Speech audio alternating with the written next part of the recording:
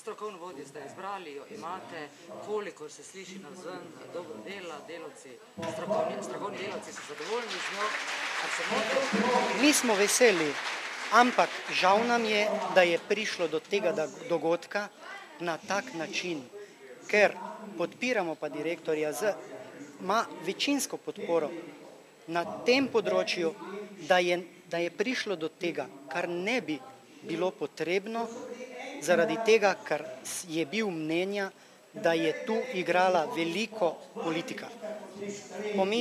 Pomeni politika, ali je to bila politika članov sveta zavoda, ali so to bila navodila z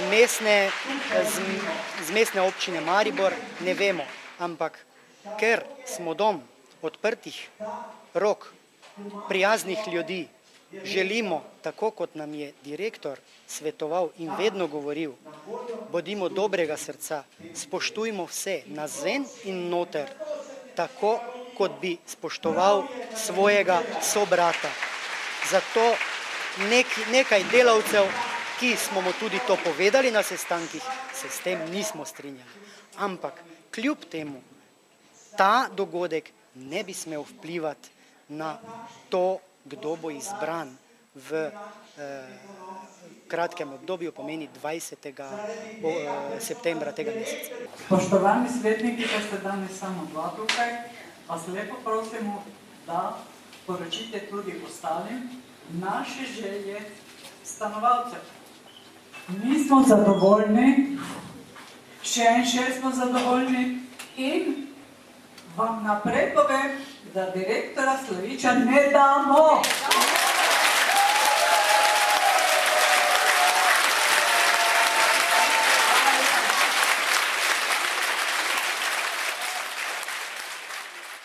Osebno sem dobil kar nekaj različnih pisem, tako v prid gospoda Slaviča, se pravi njemu podporo, kot tudi obratno.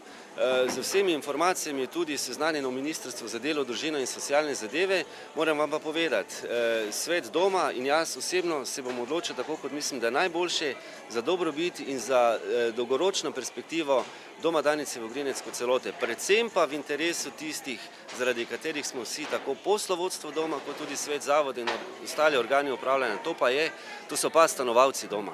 Očita se marsikaj, od nedemokratičnega načina vodenja do nekaterih drugih zadev, ki pa jih zdaj res ne bi želel pred kamero obelodanjati. Nekatere zadeve so anonimne narave, tudi o mobingu se seveda govori, ampak vendarle, dajmo v tem trenutku tenzije nekoliko umiriti in se zavedati svojega poslanstva. Moram reči, da sem že nekaj časa seznanjen z vsebinskimi usmeritvami, vizijo vseh kandidatov, ki so prijavljeni na razpis, nekatere tudi osebno poznam.